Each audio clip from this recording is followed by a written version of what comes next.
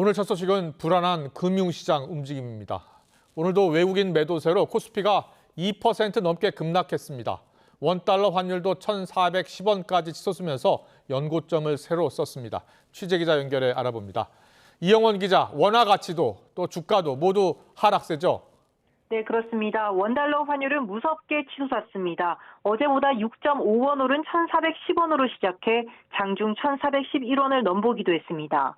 재작년 11월 7일 장중 1,413원대 이후 가장 높은 수준이자 1,409.9원이었던 기존 연고점을 갈아치웠습니다.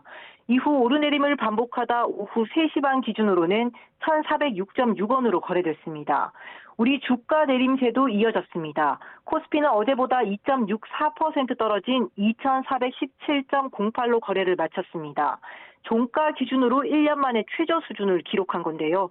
이런 급락세의 전체 시가총액도 지난 8월 블랙 먼데이 이후 처음 2천조 원 아래로 떨어졌습니다.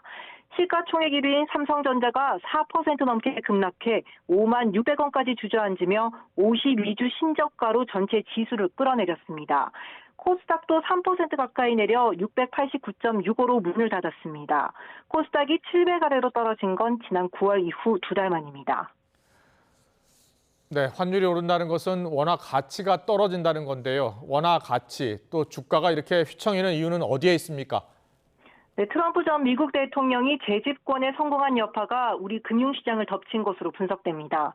자국 우선주의를 내세우며 무역 분쟁과 인플레이션 우려가 커지자 달러 강세가 이어지고 있는 건데요. 특히 미중 갈등이 심화한다면 우리 수출도 타격을 받을 수밖에 없겠죠.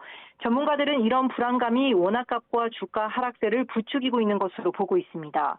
여기에 트럼프 집권 이후 수혜가 예상되는 자산으로 자금이 쏠리는 트럼프 트레이드도 악재로 꼽힙니다. 달러와 미국 주식, 가상자산으로 투자자들이 몰리면서 원화값과 우리 증시가 휘청이고 있는 겁니다. 이에 내년 1월 트럼프 정권이 공식 출범한 뒤 불확실성이 어느 정도 해소돼야 반등을 시도해볼 수 있다는 전망이 나옵니다. 지금까지 한국거래소에서 YTN 이영훈입니다.